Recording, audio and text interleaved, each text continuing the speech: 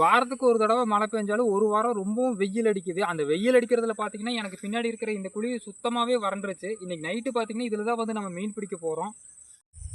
நமக்கு பின்னாடி தான் பார்த்தீங்கன்னா, நான் சொன்ன இடம் இருக்கு.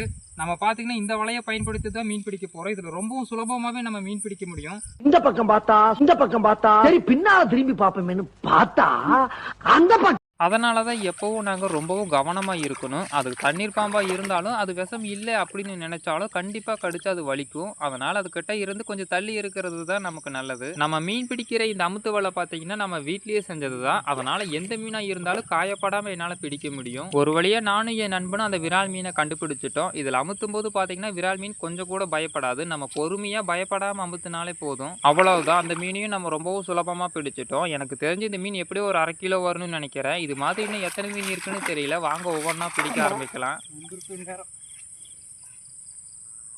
2 மீன் பிடிச்சிட்டோம். ரொம்ப வழுக்குது. மீன் போறாங்க. விரால் மீன் அங்க இருக்கு.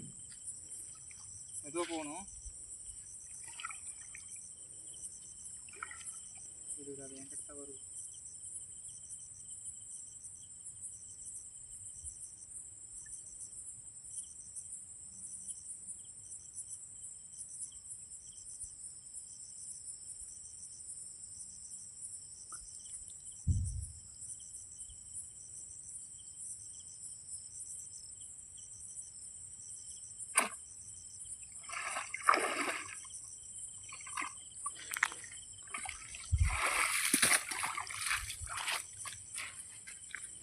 ஒரு வழியா நல்ல சைஸில் ஆமாடி வளர்த்துற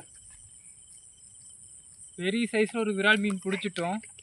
அது போக அங்கே ஜிலேபி மீன் அதிக அளவில் இருந்ததுனால நாங்கள் அதை அங்கேயே விட்டுட்டு வந்துட்டோம். ஏன்னா ஜிலேபி மீன் ரொம்பவும் சுலபமாக கிடைக்கிறதுனால தேவைப்படும் போது என்னால் கண்டிப்பாக பிடிச்சிக்க முடியும். இந்த பதிவு உங்களுக்கு பிடிச்சிருக்குன்னு நினைக்கிறேன். பிடிச்சிருந்தா மறக்காமல் லைக் பண்ணிவிட்டு இது போல் பதிவை தவறாமல் பார்க்க மறக்காமல் சப்ஸ்கிரைப் பண்ணிக்கோங்க. அடுத்த ஒரு நல்ல பதிவில் நான் உங்களை சந்திக்கிறேன். நன்றி, வணக்கம்.